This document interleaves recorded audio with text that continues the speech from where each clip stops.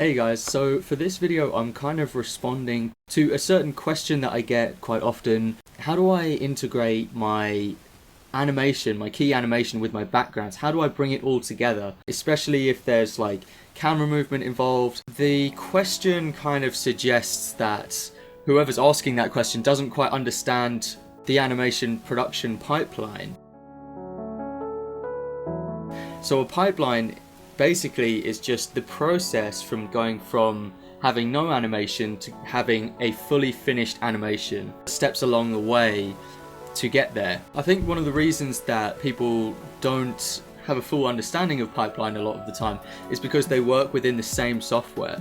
So back when all I knew was Flash, and that was like the main program I used for everything, I started the project in Flash, I exported the project from Flash, and that would be my finished animation. It would all have taken place in Flash. Nowadays I use different specialized software for different parts in the pipeline, and that has made it a lot more clear to me what the processes are in the pipeline and how they are different, distinct processes. Also, if you get any studio experience, when you look behind the scenes in like a larger studio, the pipeline is separated up into different specialties. But I am going to put up a list for you here to just show some of the processes that go into making an animation. This doesn't have to be that complex. You can make all of the animation by yourself. You will be doing these things with whether you are aware of it or not. Storyboarding requires high-level thinking. You need to do a lot of different things at once. You need to be a draftsman, you need to be a cinematographer, you need to be a director, all at the same time when you're storyboarding. That's why it's one of the hardest jobs in animation. But one thing you should not be paying attention to in storyboarding is the practicalities of it, like how it's actually going to be pulled off. That's not your job, really.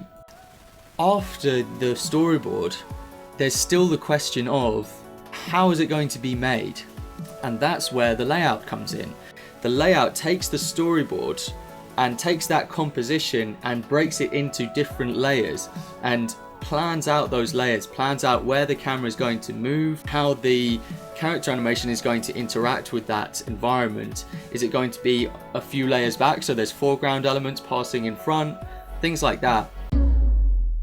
So for the subject of layout, I would really recommend this book. This is basically the book about layout. So by Fraser, and he has this sort of privileged access to so many different archives from so many of the major studios, and this book is all about layout. His journey towards understanding what layout was all about, and how actually it's a very detailed thing that actually overlaps with a lot of other departments of the animation. All throughout this we've got some really interesting frames, some pre-production artwork. These are basically the foundation of the whole animation. So this shot is amazing. How you see we start here at the bottom, warped perspective view up, that the camera moves up towards the clock, and just seeing how warped that is and how so well crafted. This one here, it's got cars, so we're following a car and the background is kind of moving,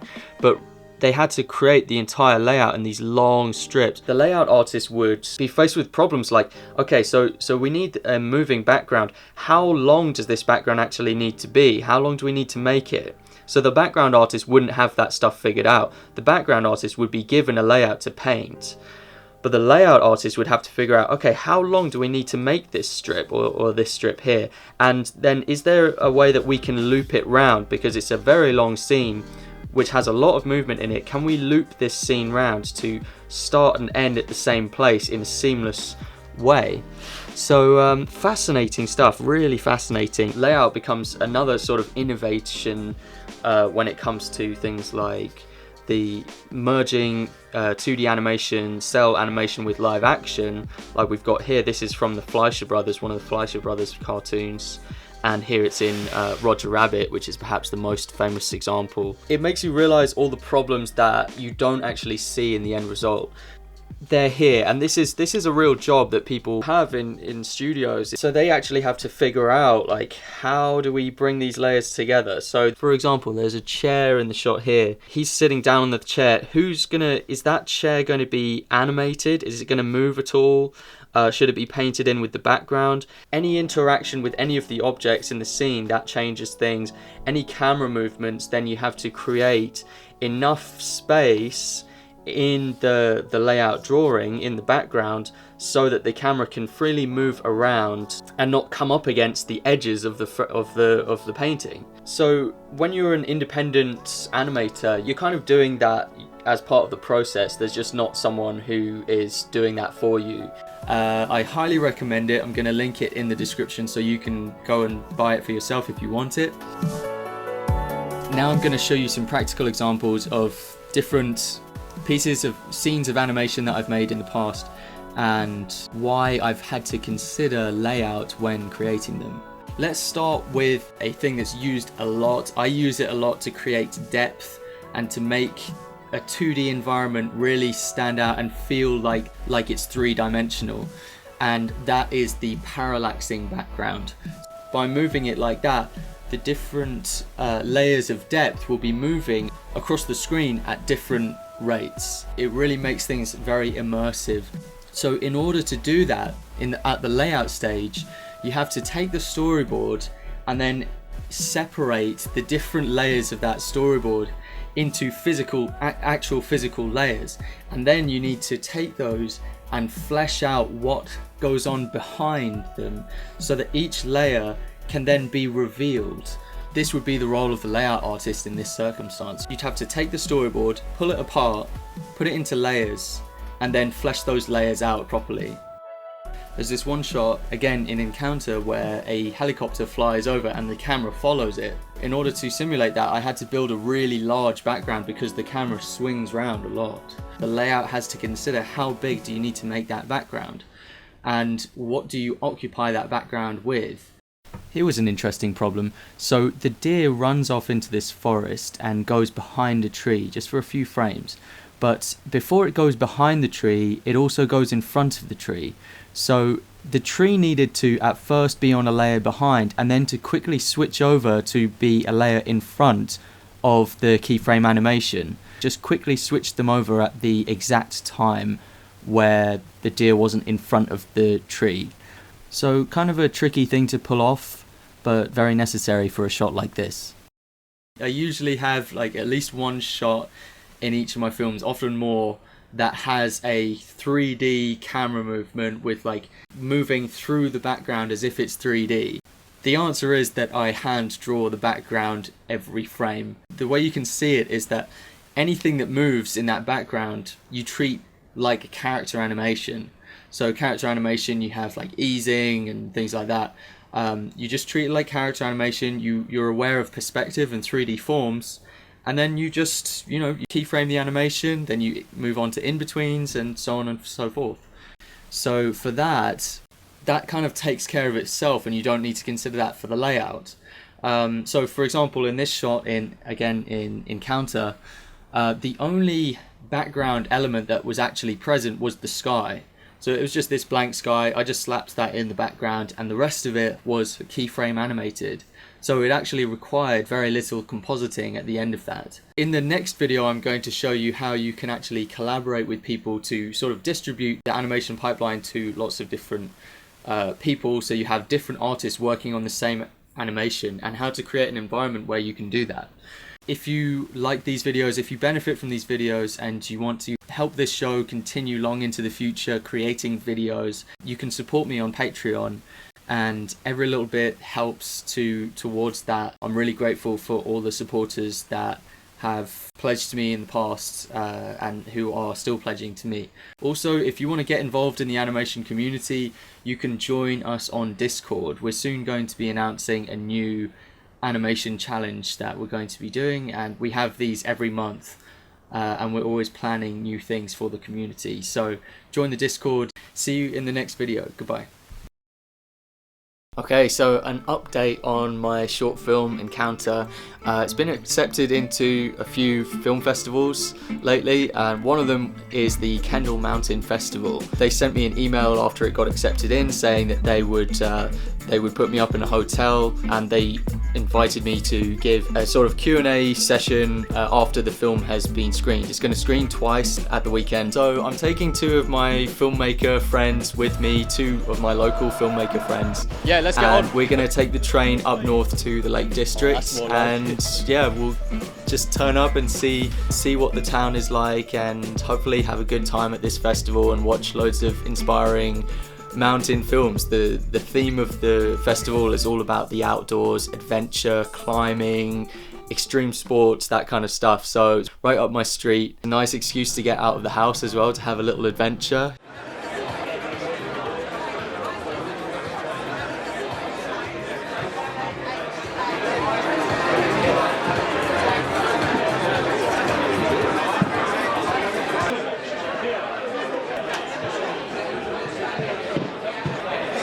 on bikes.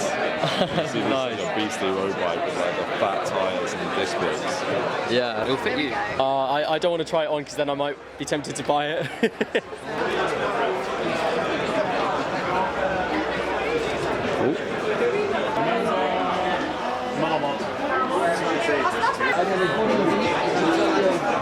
I'm gonna find out who made that.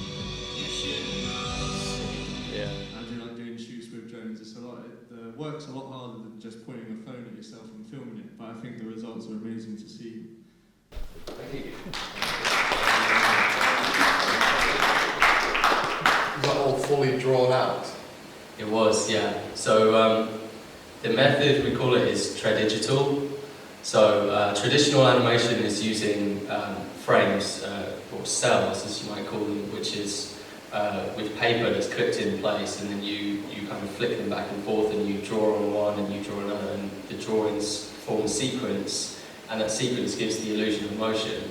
And now we've just transferred that onto computers. So I actually have, at home I have a digital drawing tablet. And it's a bit like drawing on glass, like drawing on a glass screen, which sounds horrible, but it's actually, you get used to it very quickly. Yeah. So do I take it your sympathies are with the hunter? Sorry? Do I take it your sympathies with the hunter? To be honest, when my mum saw it, she said that she thinks that I am like the ski tourist who drops out of the helicopter and, you know, crashes out and all that. And I did kind of model that on myself. The ski hunter, I wanted to keep the mystery there. That's why he's wearing the goggles and the mask, those kind of Inuit style goggles or sunglasses, because I didn't actually know a lot about him, and he was unknown. I decided to sort of keep him that way, or try to, and to not project too much onto him, you know. How long will that piece take to produce then? So it's kind of hard to tell because I spent a lot of time just going through iterations of the story. I went through 15 iterations of the storyboard, so I drew out the storyboard, and then with each iteration I would throw out certain storyboards and I would put in other storyboards. A lot of scenes I just took out because production was, I had to produce it in a fast amount of time. If it's 12 frames per second, that adds up to a lot of drawings over just a few minutes. So anyway, long story short, it took about 8 months, yeah. And about 2 of those months were spent animating and colouring it, and then a last month was done just tweaking bits of it. Yeah, and the rest of it was storyboarding in pre-production, where I would look at loads of pictures, I would gather research, and things like that. What are you working on now? Right now I'm working for a client in Texas. He's an electronic dance producer, dance music producer, and he's got a new album out, and I'm creating visuals for that album. So that will be online soon, and it's got a fantasy theme. So there's dragons and animals and cool stuff. I'm really happy to be working on it. I'm blessed with a lot of great clients with interesting work. So what triggered this? What was the process to sort of... If I'm being honest, the trigger was that I needed a thesis film for my university to get a degree. Yeah. So this was my third and final year. I think a good reason to make a film is curiosity. Some filmmakers say write what you know, make what you know. For me personally, it's write what you're curious about, what you're interested in, and what you don't know in a way, like what you want to know about. Because through your pre-production you find things you never imagined, and it will keep the whole thing alive for you, having a curiosity about it. But anyway, I managed to sort of bring my curiosity with me, and luckily the people at Portsmouth University were very open with whatever I wanted to make. So it was completely, they didn't set many parameters other than you have to have a nice animation by this due date. We'll probably time for one more question, folks, if there is one. Congratulations, it was wonderful. Thank you. That's not a question, but it is wonderful that I'm here, and that Kendall have been incredible with how great they've been as hosts. We got in this, we were greeted so nicely, and so I'm very grateful to them. Yeah. Any other question? I'm fully aware always that it's for the producer to offer up what it is and for the viewer to interpret it, but I'm always fascinated to hear what is your best interpretation of what the story is? I mean, what's your view? Did you have something to start with, or is it open-ended? I have lots of interpretations of it, because I've sat with it for months, and during that time your brain runs away with you, and you do think about what it all means. I'm not sure how much I should tell you, because I deliberately tried to leave it open-ended so you could sympathise with either character, and it's more to simulate a discussion. But I will say, because this perhaps will provoke more of questions in your own head, that it could also be about how in the West, the guy who intrudes on that landscape is from the Western world. He's from a middle-class background, and it did occur to me that people from where I'm from don't think about death very much, and death is not present in their lives very much, whereas in certain other cultures and places you go, death can be almost like an everyday occurrence. If you look at the hunter, he killed that deer because it's kind of kill or be killed, and so he's around death a lot, and I think in certain places where you go, that is the everyday, the nature of things, and we're very removed from that, which could answer for why he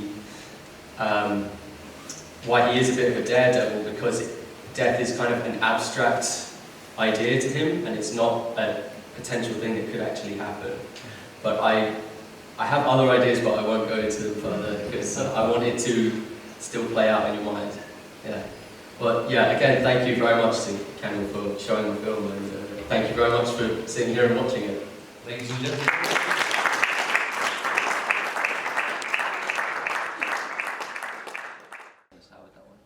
Right, yeah. Do you think the audio was picked up better on my mic? Oh, yeah. It looks focused It's to me. fine, yeah. That's nice. I've never seen it in a restaurant serve.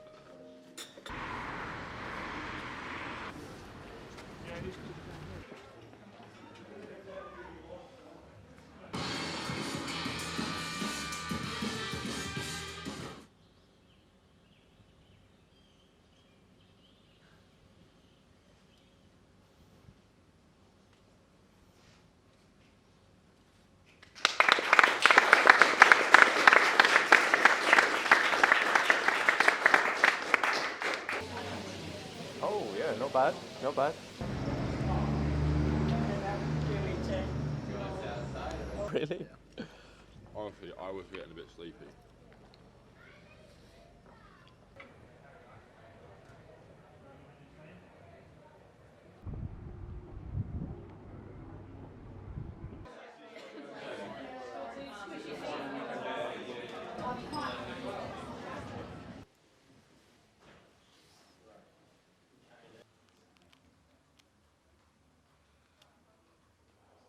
Do you want to get closer? Yeah. Oh no, I can't. You got another leg. I didn't know if I was zoomed fully in or fully out.